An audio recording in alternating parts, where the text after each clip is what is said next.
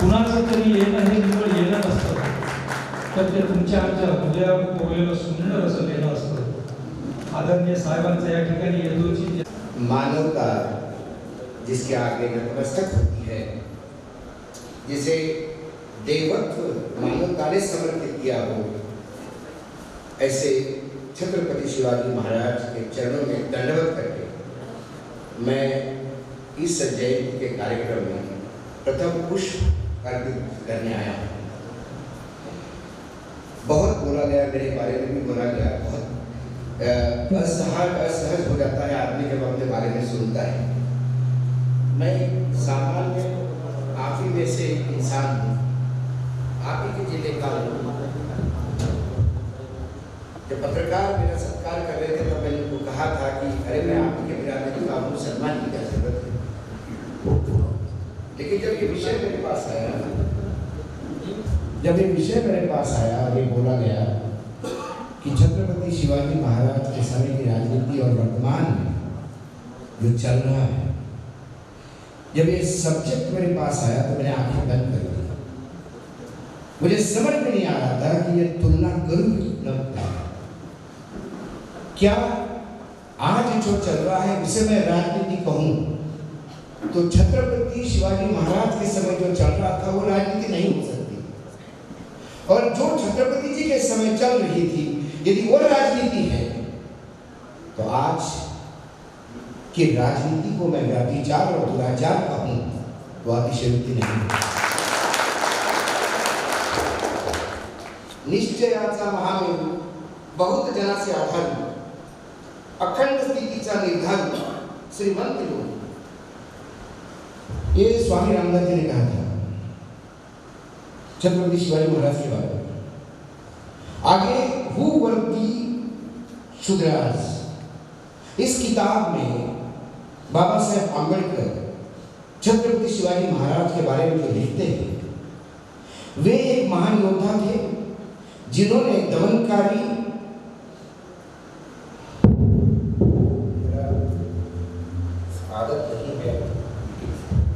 दमनकारी जाति व्यवस्था को चुनौती दी थी. शूद्र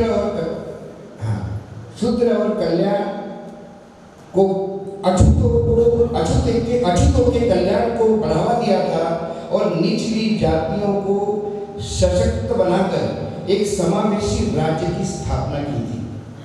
जब ये सब बातें मैं सोचता हूँ या देखता हूँ तो मैं वर्तमान में बोलूँ भी तो क्या बोलूँ. इनमें से एक भी उक्ति वर्तमान व्यवस्था में है. हम समय पे आता है. क्या उम्र होगी छत्रपति शिवाजी महाराज की जब उन्होंने पहली बार तोरना किला हस्तगत किया? क्या उम्र थी? 16 साल.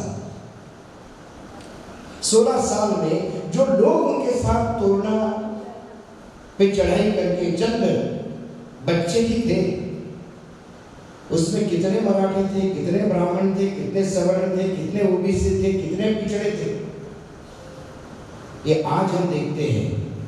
तब महाराज ने नहीं देखा था. जो आए 12 पगड़ी जाति के लोग, जो रामूची भी हो तो साथ में आया, ओबीसी भी है तो साथ में आया, पिछड़ा भी हो तो साथ में आया, क्योंकि इतिहास एक स्वतंत्र राज्य स्थापना का था. वो हिंदू राज्य नहीं था, माफ कीजिएगा, कुछ लोगों को इत्तेफाक हो सकता है मेरे इस वक्तव्य में. वे हिंदवी स्वराज्य था, और उस हिंदवी स्वराज्य में कभी उन्होंने ये नहीं कहा आज के राजा जैसे कि ये मेरी सरकार है और मैं कर रहा हूं. उन्होंने हमेशा कहा कि श्रीत सरकार है, ये भगवान की सरकार है, और ये भगवान माने मैं हर एक में भगवान देखता हूं. याद कीजिए 16 साल का लड़का, क्या उम्र होगी, और आजकल के 16 साल के बच्चे क्या करते हैं?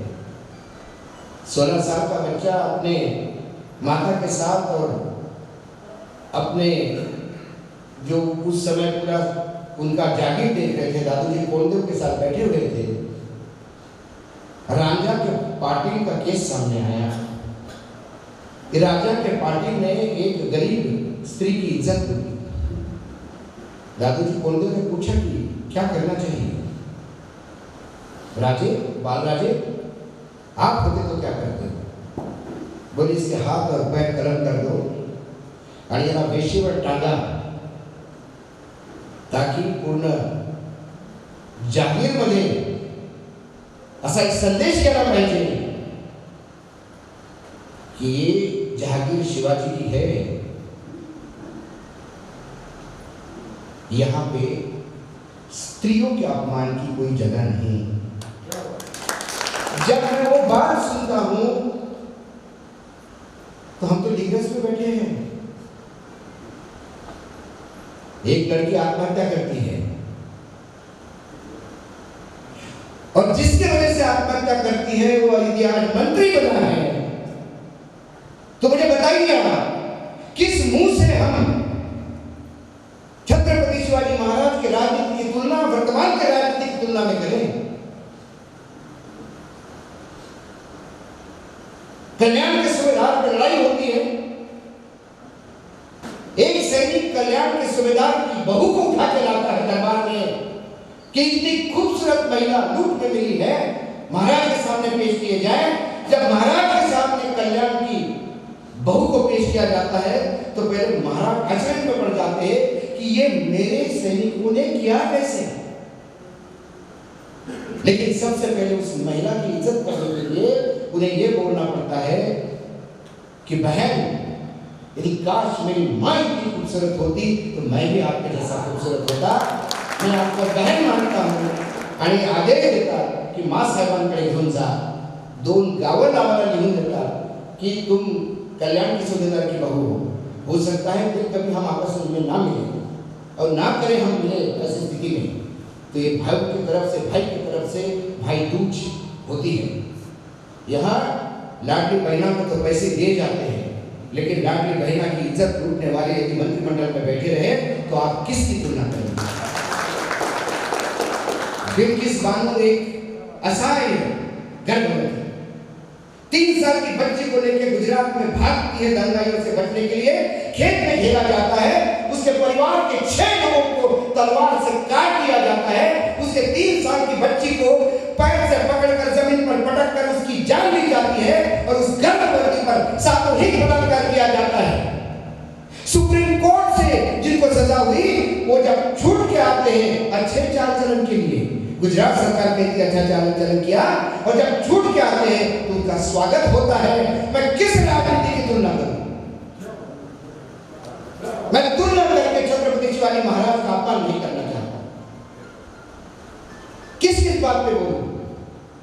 ओलंपिक में लड़कियां मेडल लाती है, उनकी इज्जत पे हाथ डालने वाला नराधम, उसके खिलाफ एफआईआर लिखने के लिए यदि दिल्ली में बैठी हुई लड़कियों को सुप्रीम कोर्ट जाना पड़ता है तो फिर मैं किसकी तुलना करूं?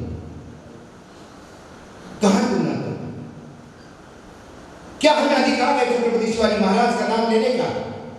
हम में से जब भी छत्रपति शिवाजी महाराज का नाम लेते हैं, माफ कीजिएगा, हम बार बार उनको अपमानित करते हैं, क्योंकि छत्रपति शिवाजी महाराज का सिर्फ नाम नहीं है, छत्रपति शिवाजी महाराज के पीछे एक सोच है और एक लंबा विचार है। क्या हम इसके बारे में कुछ सोचते हैं? वो साल से घूमते रहता है और सत्ता पक्ष शर्म आती है सत्ता पक्ष को इसके बारे में नहीं। यह है आज की राजनीति। किसकी तुलना करें?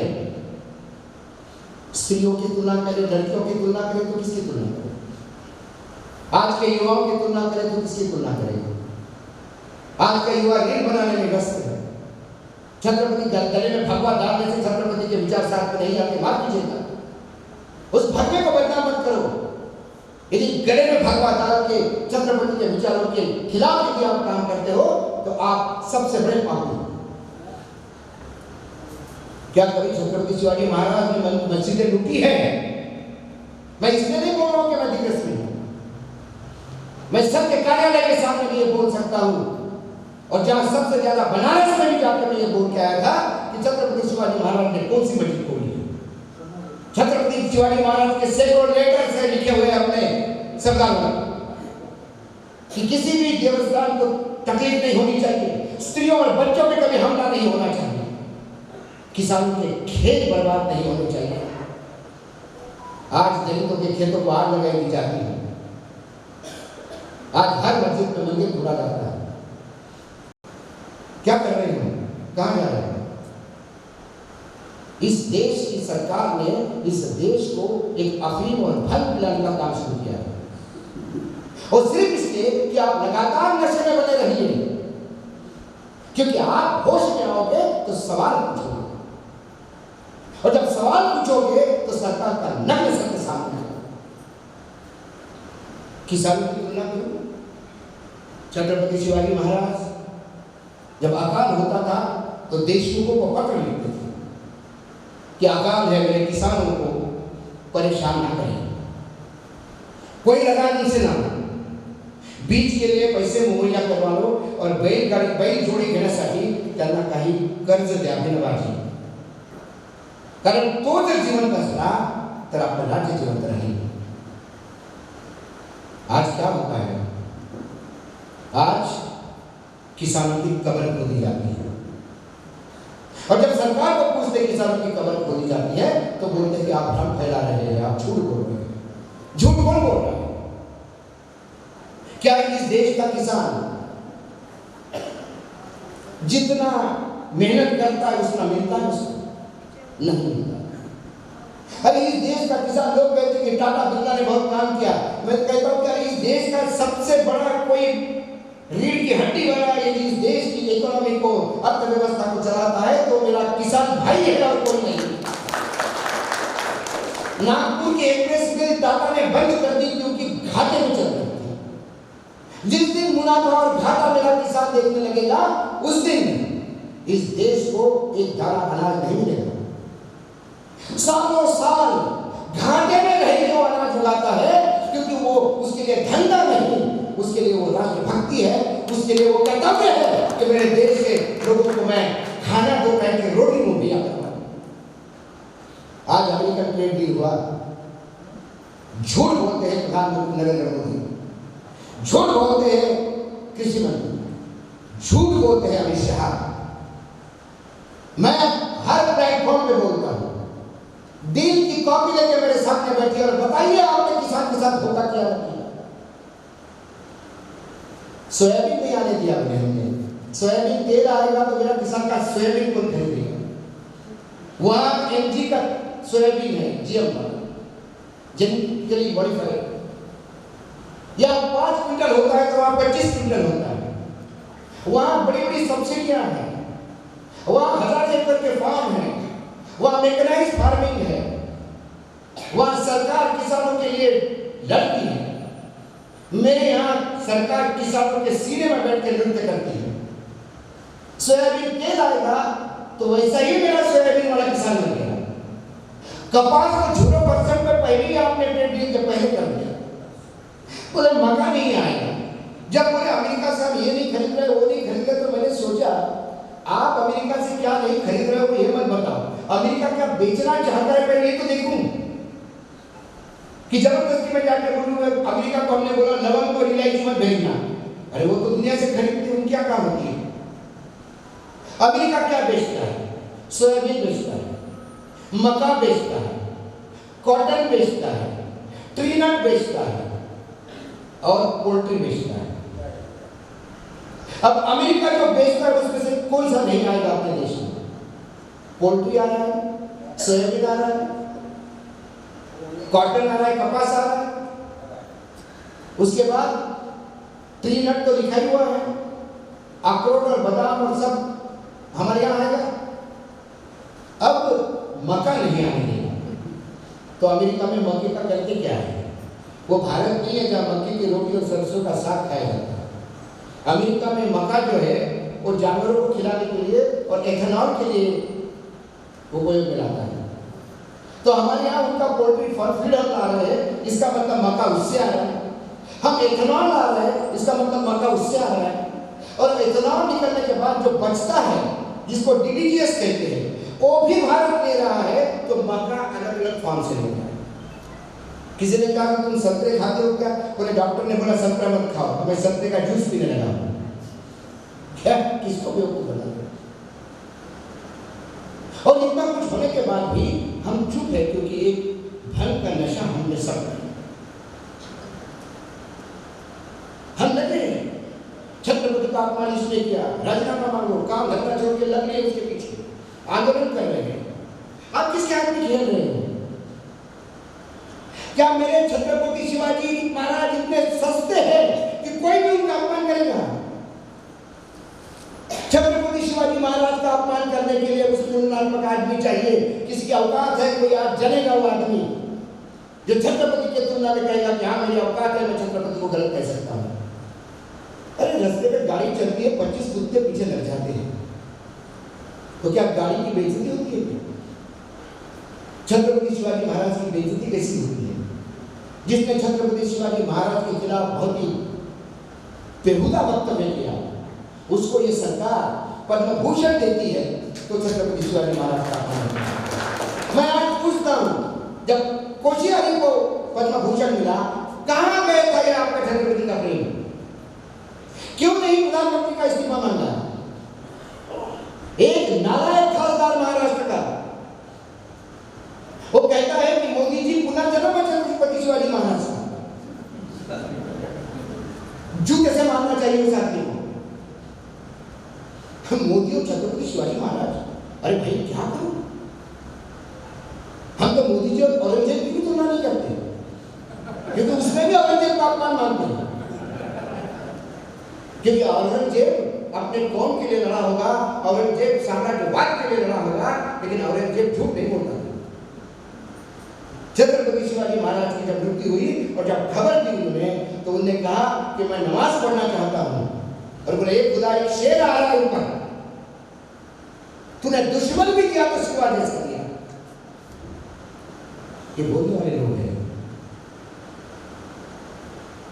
पुराने जमाने की युद्ध उड़ा के देखिए, छत्रपति शिवाजी महाराज के खिलाफ मुगल आते थे, कभी औरंगजेब ने छत्रपति शिवाजी महाराज के खिलाफ, औरंगजेब जीते जी कभी नहीं उतरा दक्कन में, छत्रपति की मृत्यु के बाद उतरा दक्कन में।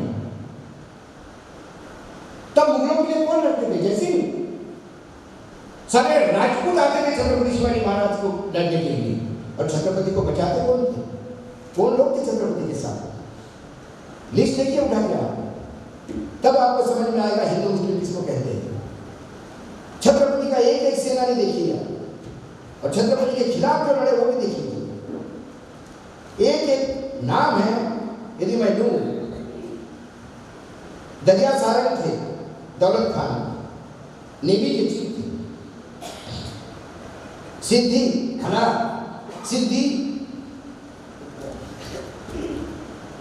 सिद्धि मिस्त्री, इब्राहिम खान, हुसैन खान, ये लोग कौन थे?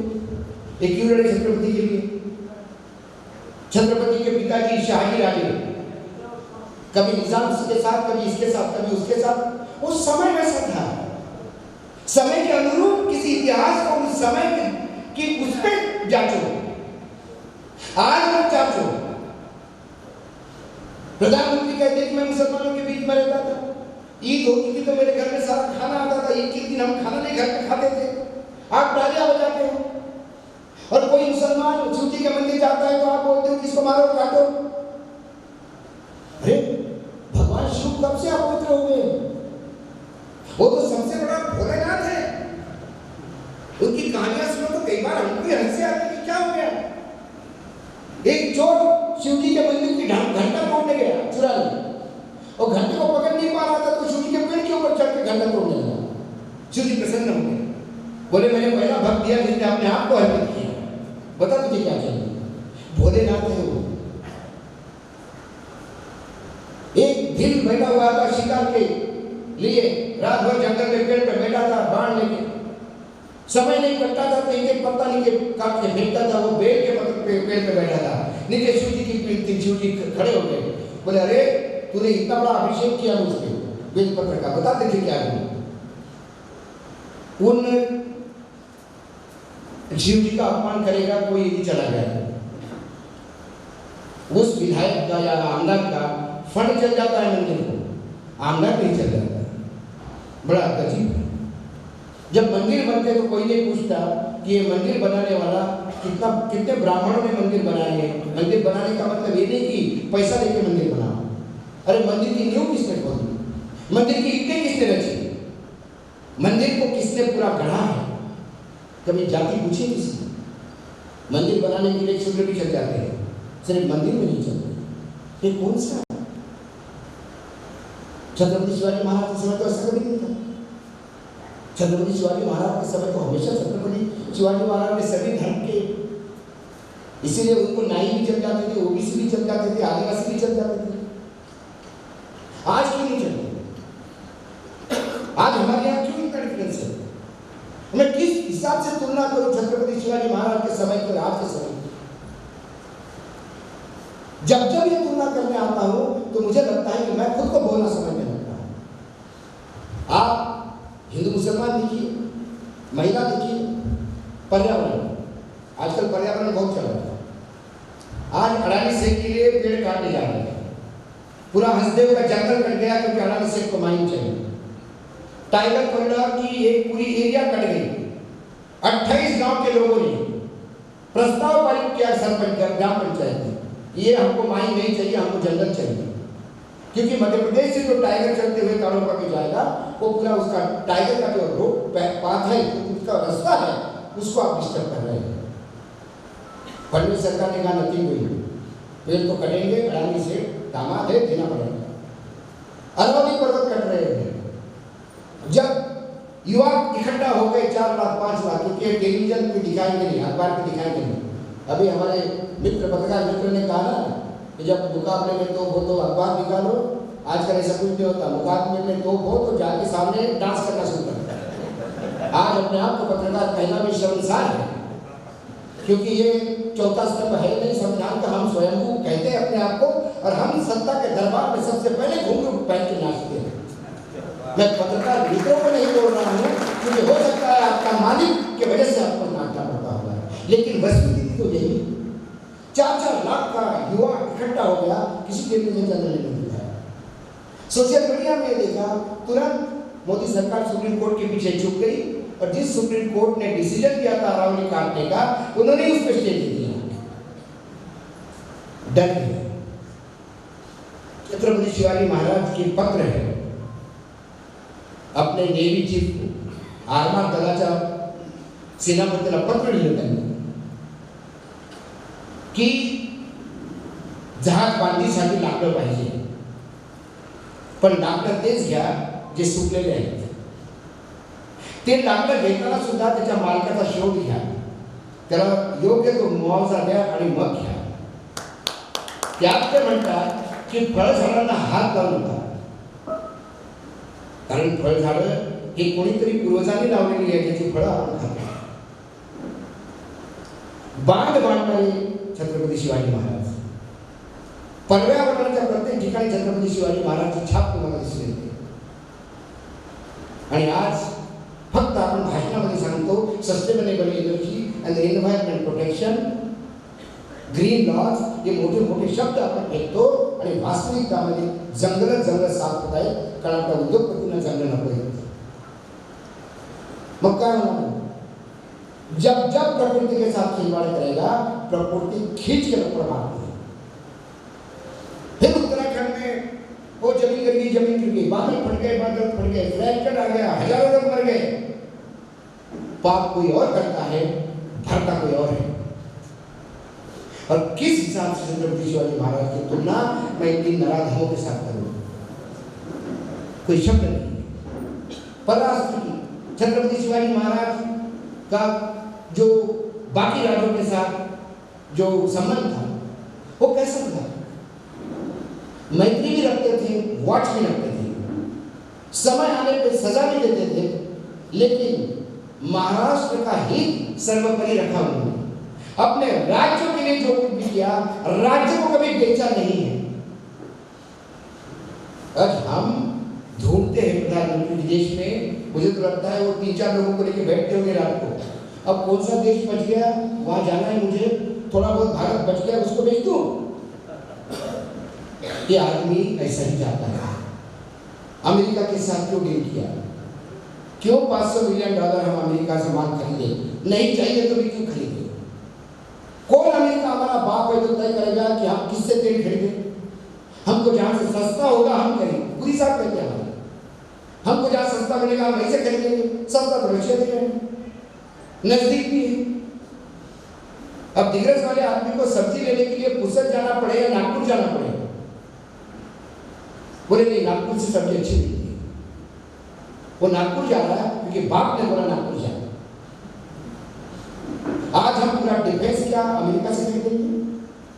क्या अमेरिका हमसे रशिया से दूर करना चाहता है? 70 साल तक जो रशिया हमारा एक कॉन्फिडेंट दोस्त बन के रहा, हमारे 70% आयुध जो है आर्मी के पास वो रशिया में मिल रहे हैं। क्या हम अमेरिका का पूरा पूरा कबाड़ खरीदने के लिए बैठे हैं? F-35 जो वहां के विमान है फाइटर जेट, उसको एलन मस्क ने कहा ये तो कबाड़ा है, इसको बंद करो बनाना। भारत खरीदने जा रहे हैं। क्यों खरीदने जा रहे हैं? क्या डील है?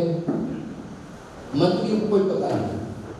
एक मंत्री कहता है राहुल गांधी झूठ बोलते हैं। जब डील ही नहीं हुई, बातचीत चल रही है, सरकार पे क्यों आरोप लगा रहा है? आप सही कैबिनेट मंत्री हो, प्रधानमंत्री ट्वीट करते कि हम धन्यवाद देते हैं ट्रंप साहब को कि जिन्होंने हमारे साथ डील की। फिर वो कौन सी डील की बात कर रहे हैं?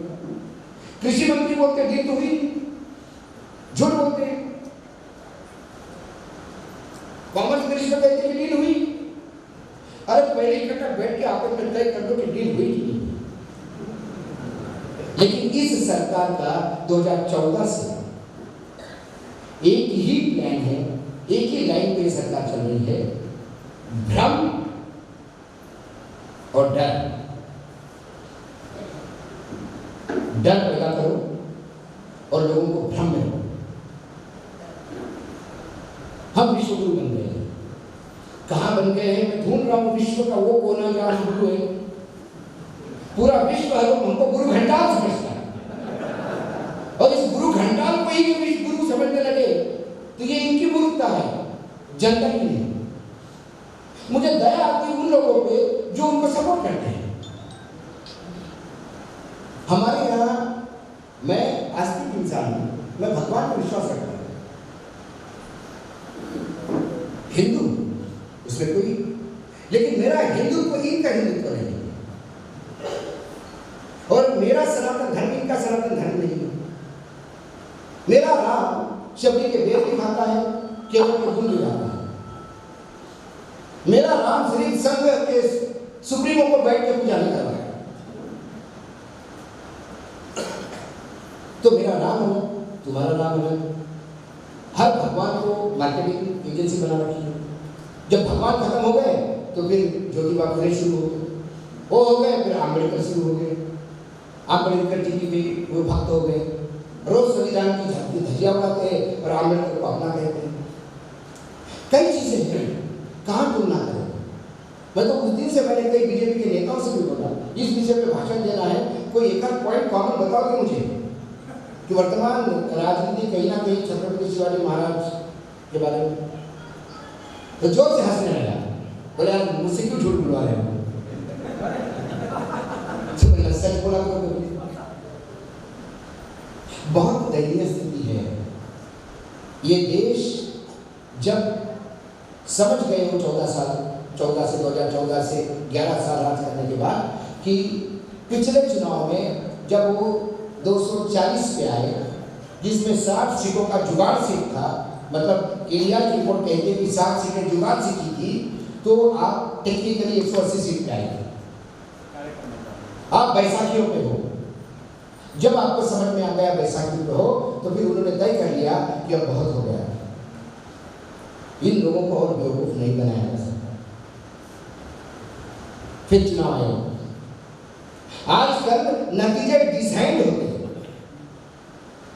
पहले तय होता है कि हमको इतनी सीटें चाहिए और फिर उतनी सीटें चाहिए के लिए चुनाव आयोग पूरे ताकत से काम करता है कि साहब को उतना हर जगह देना पड़ेगा। चुनाव आयोग बनाया है और उतनी सीटें आती है और लोग कहते हैं ऐसा कैसे था विधानसभा का चुनाव जिसको नहीं भाव ऐसा कैसे था, हम तो नहीं दे रहे, आपको नहीं दे रहे।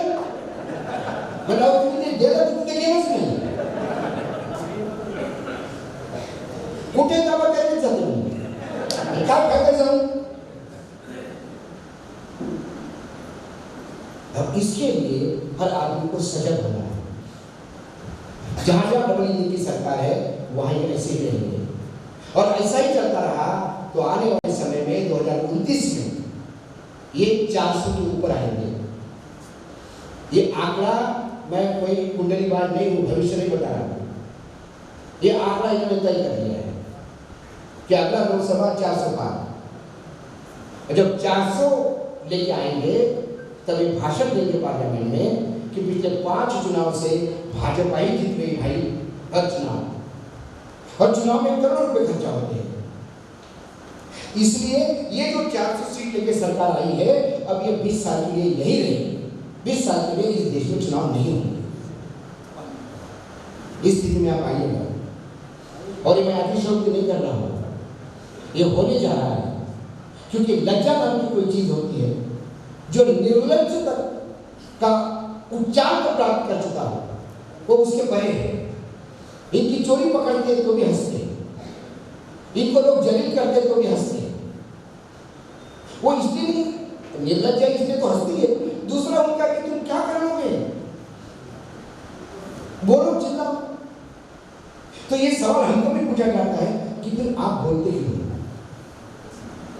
आप क्यों रोज इतना विरोध बनाते, क्यों, किस लिए. तब मैं कहता हूं कि जिसके साम्राज्य में सूरज अस्त नहीं होता था उससे लड़ने के लिए एक 45 किलो का आदमी जहाज से मुंबई उतरता है जिसका नाम मोहनचंद करमचंद गांधी है. कोई साथ में नहीं उनके, लेकिन उसने ठान ली जहां सूरज अस्त नहीं होता उनका अस्त मैं इस भारत भूमि पे करूंगा. और उसने मेहनत की, लोग जुटते गए और अंग्रेजों को जाना पड़ा. तो कभी अद्भुत में थोड़ी है. शिव जयंती मनाने से शिवराज नहीं आएगा. छत्रपति शिवाजी महाराज के फोटो को माल्यार्पण करने से नहीं आएगा. जय भवानी जय शिवाजी बोलने से कुछ नहीं होगा.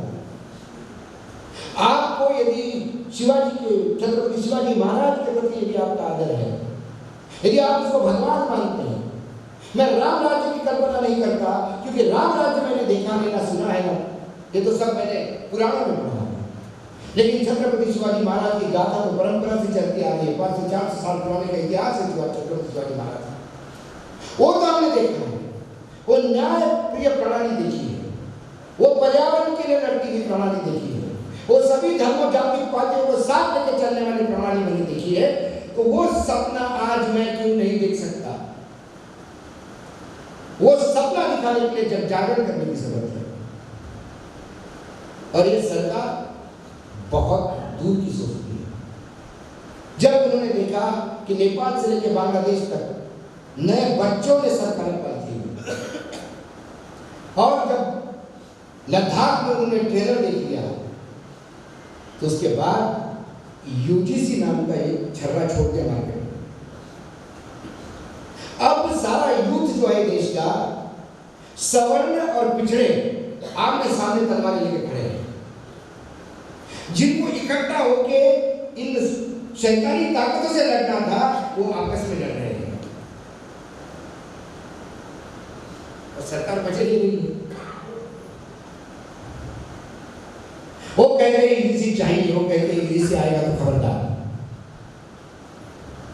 कोई वक्तव्य नहीं ले रहा इसमें क्योंकि वो चाहते कि लड़े. अंग्रेजों का जिन लोगों ने साथ दिया इसलिए अंग्रेजों ने जाने के पहले गिफ्ट में उनको एक गुण दिया, डिवाइड एंड रूल. लोगों को अलग अलग करो और राज करो. हिंदू मुसलमान अलग करो, फिर जातियों में अलग करो, फिर जातियों के बीच में जातियों को अलग करो. तुम ओबीसी हो लेकिन कुल भी ज्यादा है, कुल भी सवर्ण समझते हैं, चलो इनको मारो, इसके खिलाफ खड़ा करो. और हम उसी में मस्त हैं क्योंकि हमारे बच्चे यदि ऐसी तलवारें लेके घूमने लगे कि तेरे दुकान के कलर हरा क्यों है, उसका पीला क्यों है, और वो एक्ट्रेस ने गाना गाया तो उसकी बिकनी गेंदुई क्यों है, उससे बोले गेरुओं का अपमान हो गया। बोले क्या हो गया? मैंने वो गाना देखा, उस गाने में वो एक्ट्रेस ने 6-7 रंग पहने हैं। सातों रंग सनातनियों में पूजे जाते हैं। हरा रंग क्या चूड़ा नहीं होता हमारे यहाँ माता का? काला रंग क्या शरीर का नहीं होता? लेकिन आपको दुकानें चलानी है, आपको लोगों के हाथ में, जो खाली बैठा है उसके हाथ में कुछ काम दे दो, तो सारे युवकों को लगा दिया बिक्री के खिलाफ लड़ो। सारे लोग लड़ने भगवा का अपमान हो गया, भगवे का अपमान हो गया। जब लड़कियों की इज्जत टूटती है तब भगवा कहाँ जाता है? जब किसान आत्महत्या करता है तब भगवे की इज्जत रहती है क्या? जब काशी विश्वनाथ का मंदिर बनाने के लिए सैकड़ों मंदिर तोड़े गए तब भगवा रहता है क्या? किसी ने मुझे कहा था कि भगवा क्यों पहनते हो? मैंने भगवा को बहुत लोगों ने बदनाम किया, थोड़ी बहुत लोग मुझे इज्जत देते तो मुझे लगता है कि भगवा पहन के मैं भगवे को थोड़ी इज्जत दे दूं। कई चीजें वर्तमान में स्थिति भयानक है। आने वाले समय में इस देश का किसान क्या करेगा ये कुछ नहीं कर सकते, क्योंकि हम संगठित नहीं हैं। हमेशा हम भगत सिंह पड़ोस के घर में चाहते हैं, अपने घर में नहीं, लेकिन वो आग आप तक आई है, इससे कोई बच नहीं सकता। और जब ये आग आग तक आएगी तो क्या करोगे? कोई आपको माफ नहीं करेगा। कभी दिनकर ने 2 लाइनें लिखी थी, समर शेष है नहीं पाप का भागी केवल व्याध। महाभारत में था ये, समर शेष है नहीं पाप का भागी कोई व्याध, जो तटस्थ रहेगा समय लिखेगा उसका भी अपराध। तो आज भी तटस्थ रहे। आपने कहा कि मैं क्या कर सकता हूं, तो छत्रपति शिवाजी महाराज ने यही सोच कि मैं क्या कर सकता हूं। जागीर तो थी, जागीरदार तो थे, पिताजी का बड़ा नाम था, किसी चीज की तो कमी नहीं थी, लेकिन मां जिजाऊ ने जो उनके मन में एक स्वराज की भावना जगाई और 16 साल की उम्र में तोड़ना जीत लिया, और वहां से जो सिलसिला शुरू हुआ स्वराज की स्थापना हुई। एक बहुत कड़वा सत्य है, छत्रपति शिवाजी महाराज ने अपने बेटी को पत्र लिखा संभाजी को, आर्काइव्स में, जिसको डाउट हो आर्काइव्स में जाके देखिए। उन्हें कहा कि ये हिंदवी स्वराज्य जो है इसको संभाल कर रखना है और इसको बढ़ाना है, तो सिर्फ ब्राह्मण और मराठों के भरोसे मत रहना, क्योंकि मराठी जागीर मांगते हैं और ब्राह्मण वतन। मैंने ये पूरा साम्राज्य खड़ा किया है 12 बलिदार लोगों में, हमेशा उनको पास में रखना। और इसीलिए जब छत्रपति पे सैयद बंडा का हमला होता है तो एक नाई जीवा महल कूद के छत्रपति की जान बचाता है। और आज हम कहते होता जीवा महल मारता शिवा, उसके पीछे की कहानी क्या है, उसके पीछे का सोच क्या है? वकील था कुलकर्णी, ब्राह्मणों को उस समय ब्राह्मणों का बोलबाला था, उनको नहीं मारा जा सकता था। छत्रपति शिवाजी महाराज को 3 बार उसमें तलवार चलाई। महाराज हर बार रोक रहे थे कि ब्राह्मण हत्या से पाप बड़ा लाऊ नका, तुम्हारा मैं अधूरी शाम को सांभा। तीसरा जब उन्होंने वार किया, छत्रपति ने उसका सर कलम किया। कोई कहे ब्राह्मण हत्या, सवाल ब्राह्मण हत्या नहीं था। हम वैदिक कल्चर में जाए तो ब्राह्मण वर्ण व्यवस्था थी ही नहीं, काम के अनुसार वर्ण व्यवस्था थी। यदि ब्राह्मण तुच्छ काम करे तो वो तुच्छ ही कहलाएगा, फिर वो ब्राह्मण कहां से कहलाएगा? किस जाति पाति में बैठे हैं? और वो समय देखिए, वहां कभी हिंदू मुसलमान नहीं हुआ। छत्रपति शिवाजी महाराज के समय हिंदू मुसलमान का कोई दंगा आपको दिखाई नहीं देता। छत्रपति शिवाजी महाराज के समय जात पात का कोई आपको चीज दिखाई नहीं देती। और छत्रपति शिवाजी महाराज ने जिस सपना देखा था, आज हम कहते हैं कि हम छत्रपति इसलिए हैं हम यहाँ पे, छत्रपति शिवाजी महाराज ने हमारा रक्षण किया। तो क्या हमारा दायित्व नहीं बनता कि उस महान देवता समान व्यक्ति के सपनों को हम कहीं साकार करें? क्या हमारा ये सपना नहीं है? तो फिर जाति पाति धर्म ये हमारे यहाँ कहां से आया? उस समय लड़ाइयां जो होती थी वो साम्राज्यों के बीच में होती थी। मुगल और छत्रपति अपने मराठों के बीच में लड़ाई होती थी, और मराठे के मायने सिर्फ मराठे नहीं भाई, जो उस महाराष्ट्र में रह रहे थे वो सब मराठे थे। कौन थे? धनकर था, होलकर। आप एक एक उठा के देखिए। और यदि मराठों की बात करें तो अब यहाँ कोई हो तो बुरा मत मानिएगा, ये इतिहास है, इसको ना मैं झूठा पाऊंगा ना आप झूठा पाएंगे। छत्रपति शिवाजी महाराज ने कितने मराठों के साथ लड़ाई लड़ी? कितने मराठों ने छत्रपति शिवाजी महाराज को तकलीफ दी? छत्रपति शिवाजी महाराज ने मुगलों और निजामों से ज्यादा लड़ना पड़ा तो जावळीचे चंद्रकार मोरे, मुधोळचे घोरपडे, पलटणचे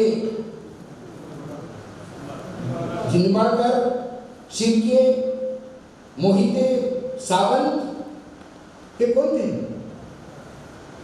ये मराठी थे।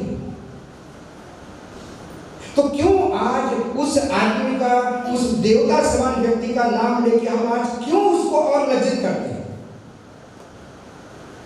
शिव जयंती के मायने फिर मैं कहता हूँ, शिवाजी महाराज को यदि आपको याद करना हो तो शिवाजी का इतिहास याद करिए, शिवाजी ने कैसी प्रणाली थी उसको याद करिए, शिवाजी की सोच को याद करिए, तब छत्रपति शिवाजी महाराज को सही मायने में श्रद्धांजलि होगी, आदरांजलि होगी। नहीं तो ये ऐसे ही चलता रहेगा और हम वही कहते रहेंगे, सिर्फ नाम के लिए कहेंगे कि हम छत्रपति शिवाजी महाराज की जयंती करते हैं और हम छत्रपति शिवाजी महाराज को दैवत कहते हैं। आणि त्यांनी त्या फोटोकडे पाहून थुकला म्हणून आता छत्रपतीचा अपमान झाला, त्याला माफी मागायला पाहिजे, त्याला सोडणार नाही। छत्रपति महाराज का अपमान तो हम कर रहे हैं जब राजनेताओं के हाथ में हम खेल रहे हैं, वो खेलना नहीं चाहिए। और फिर यदि आपको सरकार का इस्तीफा मांगना होगा, मैं सरकार को डिपेंड नहीं कर रहा हूँ, बाकायदा उसका इस्तीफा मांगिए, फिर मांगिए इस्तीफा राष्ट्रपति से जिन्होंने कोश्यारी को पद्म भूषण दिया, मांगिए इस्तीफा प्रधानमंत्री को जिसकी तुलना पुनर्जन्म के रूप में छत्रपति शिवाजी महाराज से की है, मांगिए। तो लगेगा कि छत्रपति शिवाजी महाराज के प्यार में पागल है, आप सब्जेक्टिव हो, आप किसी के हाथ में खिलौने हो, आप प्यादे हो, आपको पीछे एक पेशवा घुमा रहा है और आप सामने जाकर शहीद हो रहे हो। इससे महाराष्ट्र का भला नहीं होगा। आज एआई समिट है हमारे यहाँ, आर्टिफिशियल इंटेलिजेंस की वर्ल्ड की हमारे यहाँ कॉन्फ्रेंस हो रही है। ये हमें तय करना पड़ेगा, हमारे बच्चे भगवा पहन के दुकानदारों से वसूली करेंगे या एआई पे काम करेंगे। जिस देश की तरुणाई कावड़ लेके चलती है बिना काम के, जिसको काम नहीं होता वही कावड़ लेके चलती है, माफ करना मुझे। यदि आपको बैंक में नौकरी है तो आप छुट्टी लेकर कावड़ में नहीं जाएंगे, क्योंकि नौकरी है तो बैंक खाली पड़े हैं लोग। और उसके जो बेरोजगार लोग कावड़ ढो रहे हैं उसके ऊपर पुष्पवृष्टि की जा रही है हेलीकॉप्टर से। उस प्रदेश की ये बात बता रहा हूं जहां महिलाओं पे सबसे ज्यादा अत्याचार है, गवर्नमेंट का रिकॉर्ड है उत्तर प्रदेश।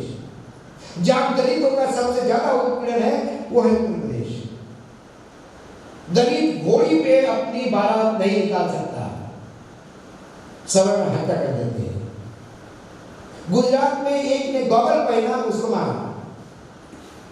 यूपी में अपने मामा के गांव आया एक हॉस्टल का एमबीए पढ़ने वाला लड़का, उसको प्यास लगी, उसने हैंडपंप से पानी निकालने का प्रयास किया, उसकी हत्या कर दी गई क्योंकि वो ठाकुरों का खेत था और वो पंप चलाने वाला दलित था। हम किस राम की बात कर रहे हैं? मैं अयोध्या जाता हूँ, माफ करना, मैं अयोध्या के राम मंदिर में नहीं गया। किसने मुझे कहा कि क्यों आप अयोध्या में राम मंदिर नहीं जाएंगे? बोले नहीं। बोले क्यों? बोले क्या करूँ मंदिर देख के, ऐसे मंदिर बहुत देखिए। बोले अरे राम की जन्मभूमि है। बोले मेरा राम है ही वहां पे, मेरा राम लंका पे चढ़ाई करके सीता माता को मुक्त करने लाया था। रावण की हत्या करने गया था, मेरा राम लंका में जाके बसा नहीं। और जो लंका में हो रहा था यदि आज उत्तर प्रदेश में हो रहा है तो फिर वो मेरी अयोध्या नहीं, और जो मेरी अयोध्या नहीं वहां मेरे राम नहीं। राम के मायने मात्र मूर्ति नहीं है। 25 लाख दिए का रिकॉर्ड बनाएंगे।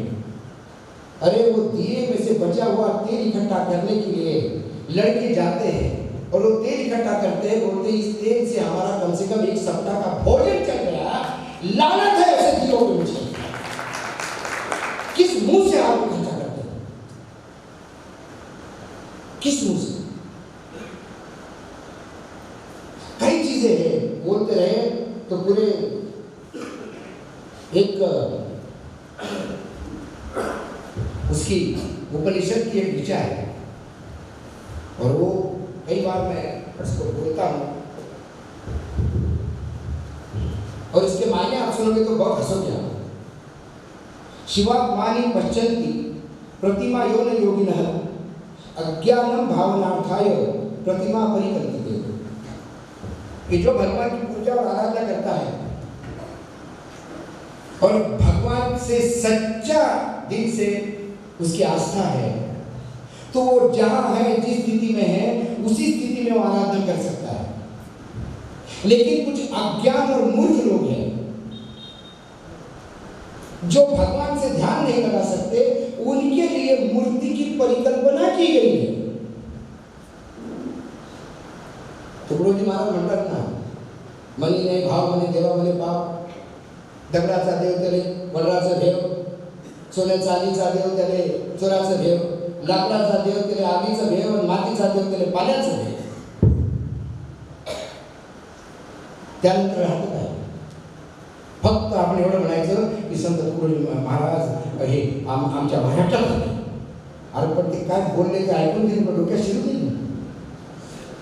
गोमूत्र प्यायचं आणि शेण डोक्यात ठेवायचं. आणि ह्या गोष्टी, ये सारी बातें आपको एक दूसरे के साथ शेयर करनी होगी, एक दूसरे के साथ देखना होगा. ये आपका समय है. 75 साल हो गए देश को आज़ाद होके और हम फिर गुलामी की तरफ जा रहे हैं. अब मान लीजिए जो राजदूत आया अमेरिका का भारत में, गौर, उसने एक भाषण दिया और उस भाषण की निर्वचना पर विश्व ने. उसने कहा कि एक समय था कि अंग्रेजों के शासन में सूरज अस्त नहीं होता था. बाद में सब लोग सर उठाने लगे. अब समय आ गया है कि ट्रेड डील, पैसे की ताकत और आर्मी की ताकत के भरोसे फिर से वही समय लाया जाए. पूरे विश्व ने उसकी घोषणा. वो आदमी भारत में राजदूत होकर आता है और कल वो वेस्टर्न कमांड के ऑफिस में मिलने गया था सेना, वहाँ वेस्टर्न कमांड के चीफ को. ये भारत के इतिहास में पहली बार हुआ कि कोई राजदूत किसी आर्मी के कमांड में गया. क्या अमेरिका के सामने सब बेचा है क्या प्रधानमंत्री, या कुछ बचा क्या है? कई चीजें हैं जो आपको देखनी होगी. और यदि ये सारी चीजें सामने लानी है तो आपको प्रोपेगेंडा मत करिए. मैं बार बार कहता हूं, मीडिया के भरोसे मत रहिए. मीडिया वो आपको नहीं परोसेगा जो वास्तविकता में हो रहा है. मीडिया वही परोसेगा जो देश में अभी एक प्रोपेगेंडा के तहत चल रहा है. सुबह एक चिट्ठी भी करती है पीएम मुझसे और सारी मीडिया में वही चलता है, master stroke master stroke master stroke. हम रशिया के साथ मिले, मास्टर स्ट्रोक हो गया. हमने रशिया का तेल मना कर दिया, मास्टर स्ट्रोक हो गया. हमने ट्रम्प साहब से बात की, मास्टर स्ट्रोक हो गया. ये सिर्फ मास्टर स्ट्रोक ही चल रहे देश में. और इस मास्टर स्ट्रोक से पूरा देश हार्ट स्ट्रोक पे आ गया है. $100 पहुंच जाएगा. ये मैं आज बता रहा हूं क्योंकि मैं इसलिए नहीं कह रहा हूं कि मैंने कहा कि मैं भविष्य लिखता नहीं हूं. हम तेल रशिया से लेते थे, अपना रुपया दे के लेते थे. अब सारा तेल अमेरिका से लेंगे तो डॉलर में देना पड़ेगा. जब डॉलर में देंगे, जब डॉलर की निकासी होगी और डॉलर आएगा नहीं तो फिर डॉलर की कीमत और बढ़ेगी और फिर डॉलर 125 चला गया तो आश्चर्य नहीं होगा. क्योंकि 500 मिलियन का सामान तो खरीदना नहीं उनसे, इसकी सिवा कोई चारा नहीं। और जब 500 मिलियन का खरीदना है तो बोले ये भी दे दे भैया, आप क्या करा, वो भी टोटल देंगी। बोले नहीं 100 मिलियन डॉलर और है, तो बोले बोले और क्या है, बोले हमारे यहाँ ये पड़े हैं कीले और लोहा पड़ा है, बोले वो भी दे दें। अब हो गए तेरे 500 डॉलर, हो गए भैया चलो हो गए। हमारे देश को क्या चाहिए? WTO नाम की एक संस्था थी, वो किसने बनी थी? क्योंकि अमीर देश अपने यहाँ बहुत ज्यादा किसानों को सब्सिडी देते हैं, गरीब देश दे नहीं पाते, इसीलिए दोनों का माल अंतरराष्ट्रीय मार्केट में ठीक से एक लाइन पे नहीं दिखता, जिसको लेवल प्लेइंग फील्ड बोलते हैं। इसके लिए अमेरिका के माल पे हम 18% लगाते थे ड्यूटी WTO के तहत, और अमेरिका हमारे माल पे 2.5% ड्यूटी लगाता था। अब ट्रेड डील हो गया, अब वो 18% ले रहा है और हम 0% ले रहे हैं, और ये बोलते मास्टर स्ट्रोक 50 का 18 लाया, कितना बड़ा काम किया। अरे 50 का 18 नहीं लाया, 2.5 का 18 किया। फिर बोलने को तैयार नहीं, पार्लियामेंट में बोलने नहीं दिया जाता, पत्रकारों को बोलने नहीं दिया जाता, भाषणों को परमिशन नहीं दी जाती। बनारस में 3 बार व्याख्यान रखा गया, 3 बार मना किया गया, बाद में 4थी बार पुलिस प्रोटेक्शन में व्याख्यान कर दिया गया। तो मैंने बोला ऐसा कैसा हो गया?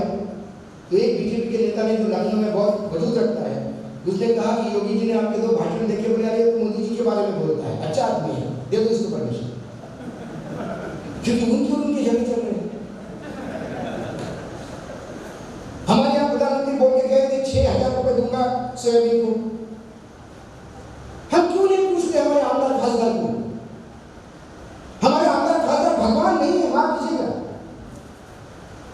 वो लोग हैं आपके टैक्स के पैसे से करोड़ों के बंगले में रहते हैं, फ्लाइट में आते जाते हैं। अभी अधिवेशन शुरू होगा मुंबई में, और उस अधिवेशन में अभी मुंबई में जो आमदार निवास है उसका काम चल रहा है, सारे के सारे ड्रैगन होटल में रुकेंगे, जिसके 1 रूम का किराया 12,000 रुपए रोज का है। किसके भरोसे? कल तक जो लोग रोडों पर वसूली करते थे आज करोड़पति बन गए। आखिरी दिग्गज की किस्सा है और बताने की जरूरत नहीं है। मैं कई बार कहता हूं कि ये जो लोगों की, मैंने तो कई बार कहा कि पहली बार फॉर्म भरता है अपनी प्रॉपर्टी बताता है, 5 साल बाद फिर चुनाव लड़ता है अपनी प्रॉपर्टी बताता है, 16 गुना प्रॉपर्टी बढ़ती है। मैंने इसको IIM अहमदाबाद भेजो लेक्चर देने के लिए कि 5 साल में 16 गुना प्रॉपर्टी कैसी बढ़ाएगी, ये देश के युवाओं को आप बताओगे तो ये देश सोने की चिड़िया बन जाएगा।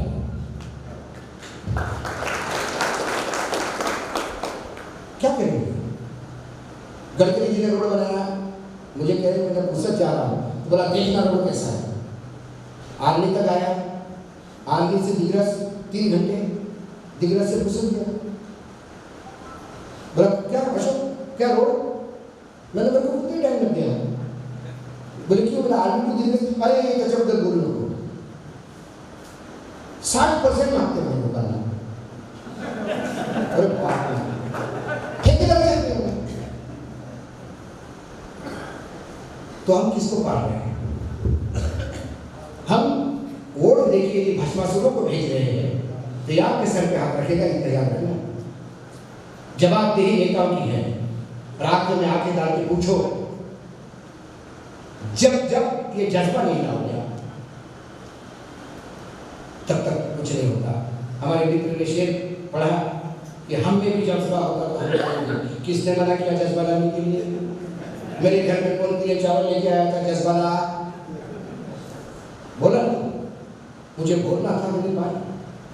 आप इंसान हो, आप टैक्स देते हैं, इनमें से एक भी मंत्री, एक भी विधायक म्हणजे आमदार आणि एक पण खासदार स्वतःची प्रॉपर्टी विकून काही तो करत नाही. एवढं लक्षात ठेवा. हे पैसे टॅक्सचे आहे आणि टॅक्सचे पैसे आपण देतो. शेतकरी टॅक्स देते. एका मी चॅनलला बसलो तर तुम्ही शेतकरी टॅक्स देते. Farmers are not giving taxes, they should be penalised. मतलब who the hell you are? Who told you farmers are not paying taxes? सिर्फ इनकम टैक्स ही टैक्स है क्या? और तुम बोलो इनकम टैक्स का रेवेन्यू कितना है टोटल रेवेन्यू में? 5%.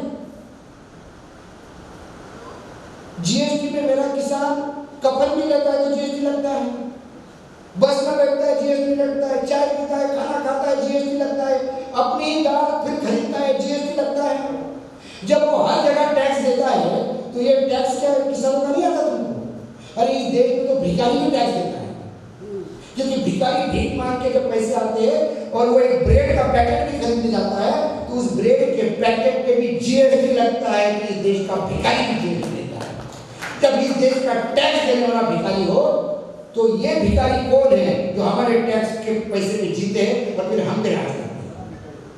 इनको हाउस में बैठने का पैसा, इनको पीए का पैसा, इनको ओएटी का पैसा, पोस्ट का पैसा, पानी का पैसा, बिजली का पैसा, और उसके बाद आजीवन पेंशन। पेंशन किस लिए? कि उन्होंने आपको इतने 5 साल चुना लगाया, इसके लिए उनको पेंशन। अजब। और आर्मी में जो लोग मर रहे हैं आगे अग्निवीर, उनको पेंशन नहीं। इस बार बजट में आर्मी के जो लोग अपाहिज हो गए, जिनकी टांगें टूटी, जिसके हाथ गए, जिसके सीने में गोली लगी, जो चल नहीं सकता, ऐसे लोगों को अपाहिजता की पेंशन मिलती थी, उस पर टैक्स लग गया है, उन पे टैक्स लग गया है। 1921 से 1921 से टैक्स नहीं था ब्रिटिश गवर्नमेंट के जमाने से। 1961 में इसको रिव्यू किया गया और 2026 में इस पर टैक्स लग गया। और किसी भी आमदार खातर को पूछो, वो कार खरीदेगा तो बिना टैक्स का पैसा मिलता है लोन, और हम कार खरीदेंगे हमारे वोट से हो जाते हैं तो हमको कितना पैसा। अब इतनी अराजकता के बीच में यदि आप फिर कहोगे कि छत्रपति शिवाजी महाराज के टाइम की, राज के टाइम की क्या बात है? छत्रपति शिवाजी महाराज तो बिना टॅक्स के, बिना लगान के किसानों को बैल जोडी केले, बैल जोडीसाठी शेतकऱ्यांना कर्ज द्या, बिना व्याजाचं कर्ज द्या, कारण अकाळ पडलेला आहे। पत्र आहे तो देशमुखांना लिहिलेलं। आपल्याकडे इन्शुरन्स 27 पैसे 28 पैसे भेटतात का? पहा, ह्या सगळ्या गोष्टी जेव्हा आपण समोरासमोर पाहतो तेव्हा मग प्रश्न निर्माण होतो की हे खरोखरच आपण लोकांना निवडून देतो की बस एक 5,000 रुपये त्यामध्ये पवा मार घालून जा 5 वर्ष तू नाच। ते जो 5,000 रुपये घेतात त्याचे 50,000 तुमच्या पॉकेटमधून तो काढतो 5 वर्षात। जी बहीण आता 1500 रुपयात मस्त खुश आहे, तिच्या पोराला नोकरी नाही। बीड मध्ये आता साहेब बदले करून एकदम आढळलं, बीड मध्ये पोलीस शिपायांची भरती 147 शिपाई, 147 शिपायांसाठी 8,000 पेक्षा जास्त फॉर्म आले आणि त्या फॉर्म मध्ये अप्लाय फक्त 12वी पास पाहिजे होतं, तिथं इंजिनियर, बीटेक, एमटेक, एमबीए पोरं आणि एक नाभी लग्नात दांडपट्टा फिरवतो आणि महाराजांनी त्याला उचललं, चल ये आर्मी ते माझ्या, आणि जीवा मारला आपलं हे केलं बॉडीगार्ड म्हणून। हा फरक आहे प्रत्येक ठिकाणी। पैसे वाटा, पैसे वाटा, पैसे कोणी आपल्या घरात आणत नाही। महाराष्ट्रावर इतकं कर्ज झालेलं आहे हे तुम्हाला माहित नाही। देशावर मोदी आले होते 54 लाख करोड होतं, आता देशावर 200 लाख करोडपेक्षा जास्त कर्ज झालेलं आहे। कुठल्याही सरकार जेव्हा कर्ज घेतं, केंद्र सरकार जेव्हा बॉन्डच्या रूपाने कर्ज घेतं तर ते जास्तीत जास्त 2 वर्षासाठी, 5 वर्षासाठी, 7 वर्षासाठी, 10 वर्षाचे अतिशय झाले। 2023 मध्ये मोदीजींनी 50 वर्षासाठी कर्ज घेतलं। आज पैसे घेतले, 2073 मध्ये जे असेल ते फेडेल। तुम्ही असं करा बरं, श्राद्धाच्या दिवशी तुमचा नातू सोड्यानं मांडते फोटो, अरे नातानं कर्ज घेऊन गेला होतो, परवाच्या दिवशी तो आला कागद घेऊन 50 वर्षानंतर मला बरं लागतं म्हणे आपण। ही वस्तुस्थिती आहे, ही येत नाही तुमच्यापर्यंत, हे दुर्भाग्य आहे। कारण जो संवाद स्थापन करणारा मीडिया आहे तो आमचा मीडिया केलेला आहे, काहीच आपण त्यामुळे आम्ही म्हणतो आता पत्रकारांचं काम भाषण देणं नाही। मी फार सुखी होतो, टेलिव्हिजनवर यायचं, 5 मिनिटं बोलायचं, पैसे घ्यायचं, जायचं, कारण मी बोलण्याचे पैसे घ्यायचे, पण मी फ्रीमध्ये कशाला बोलू? पण आज गावोगावी फिरावं लागतं, भाषण द्यावं लागतं, हे पैशासाठी नव्हे. कारण मी या देशात जन्मलेलो आहो, या देशाचा नागरिक आहे, माझं काही कर्तव्य आहे, माझ्या पाठीमागे या महान मानवाचा इतिहास आहे, त्यांनी मला दिलेली शिकवण आहे. असं नाही की आम्हाला काहीच माहित नाही म्हणून कसं करावं. अरे तुम्हाला खूप माहित आहे, या माणसाने पहा, त्याने वाचा, याला समजा, या छत्रपतीला समजा, याचं राजकारण पहा, याचं समाजकारण पहा, याचं प्रशासन पहा, आणि त्या धारेवर यांना तोला. हे सांगण्यासाठी यदि लोकांच्या मध्ये जावं लागत असेल तर हे समाजाचं दुर्भाग्य आहे. मी काही फार मोठा वक्ता नाही, मी पत्रकार आहे. टेलिव्हिजनवर 5 सेकंद 10 सेकंद बोलले की होतं, पण इतका लोक बोलावं कसं शकतात. मला विचारलं तर म्हणजे मानधन काय पाहिजे, म्हणजे मी मानधन घेत नाही. चांगल्या कामासाठी काय मानधन घ्यायचं, छत्रपती शिवाजी महाराजांना वाचा हे सांगायसाठी मानधन काय घ्यायचं, काय विकायचं काम नाही. तुम्हाला काय राजकारणी समजता काय,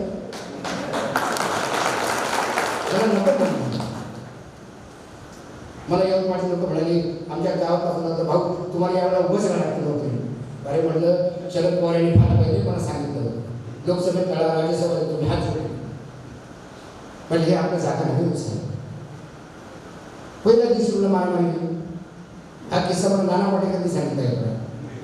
नाना पाटेकरला मोदी साहेब म्हणत होते की तू प्रिया दत्तच्या समोर लढायला सांगा त्यांना. तर देवेंद्र फडणवीस अध्यक्ष होते, ते गेले नानाकडे. नाना म्हणला, हा देवेंद्र मला काय लढायला काही प्रॉब्लेम नाही, म्हणजे तू जिंकून या ना. हो मी जिंकून येईल, तर ते प्रॉब्लेम नाही, पण म्हणजे काय का लोकसभेमध्ये माझ्याच मनाचं मी बोलेल, ते मला पार्टी लाईन वगैरे सांगायचं नाही बरं. तेव्हा मला तू पण बोलायचं नाही, मी लोकसभेत मला जे वाटलं तेच बोलेल. नाना धन्यवाद नाही, मी फडणवीसांकडे चेक केलं, हो मी सांगितलं साहेब नको, ते अनगायडेड मिसाईल म्हटलं साहेब आम्ही असं अनगायडेड मिसाईल आपण कशाला तुम्ही तिथे लोकांच्या पैशावर आमचं जेवण फ्री, खाणं फ्री, राहणं फ्री कशाला करतो, आम्ही आहो ना, देतो ना टॅक्स तुम्हाला.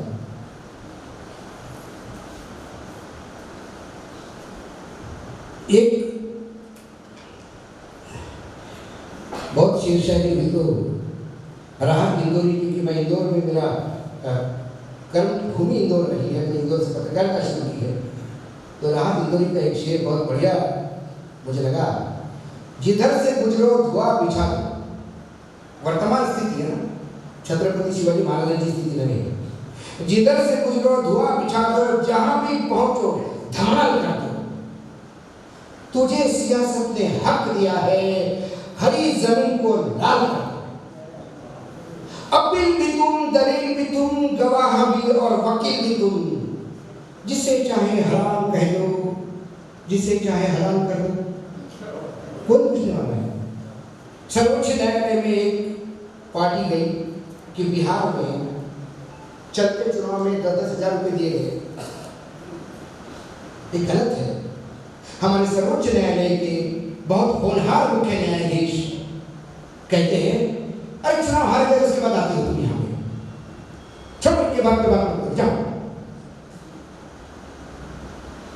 चुनाव के पहले आसाम में लोग पहुंच गए, सब आप कहते हो चुनाव के बाद आते हो, आप चुनाव के पहले पहुंच गए. एक मुख्यमंत्री बंदूक लेके मुसलमानों को गोली मार रहा है, ये तो साहब हलन है. अरे जब भी चुनाव आते हैं आप उसको आंकड़ा बना देते हो सुप्रीम कोर्ट. जबकि चुनाव के समय मत लाया करो हमारे पास, चुनाव के बाद मत लाया करो, चुनाव के पहले मत लाया करो. इसका मतलब जैसा हो रहा है उसको होने दिया करो. अंतिम सत्य होता है न्यायपालिका. जब न्यायपालिका के वहां से आदमी हतोत्साहित होता है, जब न्यायपालिका दरबारी हो जाती है, माफ कीजिएगा, तब आंबेडकर का नाम लेके भूषण गवई, मैं रासू गवई से मेरे बहुत व्यक्तिगत संबंध थे, वो मेरे दिल्ली में मेरे अभिभावक समान थे. उनको गर्व था कि उन्होंने आंबेडकर जी के साथ दीक्षा भूमि में दीक्षा ली. और भूषण भी कहते थे कि मुझे भी गर्व है कि मैं आंबेडकरवादी हूँ, दीक्षा लेकर. लेकिन उस आंबेडकर जी के संविधान की धज्जियां उड़ रहे थे और हमारे मुख्य न्यायाधीश अपने भांजे को उच्च न्यायालय में न्यायाधीश बना रहे थे. कहाँ गया संविधान? बीजेपी का प्रवक्ता सर्वोच्च उच्च न्यायालय मुंबई में साठे मैडम न्यायाधीश बन गए, तो फिर क्या अपेक्षा कर सकते हैं? किससे अपेक्षा करें? जन सैलाब ऐसा नहीं बोलता। मैं हमेशा कहता हूं इस देश, किसी भी देश की जनता यह सुप्त ज्वालामुखी है, स्लीपिंग वॉल्केनो। चलो लावा बहता है, जब लावा बहता है उस लावा में सब कुछ जल के नष्ट होता है, अच्छा और बुरा दोनों। मुझे डर है सालों की मेहनत के बाद आजादी मिली, बहुत मेहनत करके संविधान लिखा गया, राज 75वें साल में है, अमृत काल में है, जहर मत पीना, जहर मत पीना। कई चीजें हैं बोलने के लिए।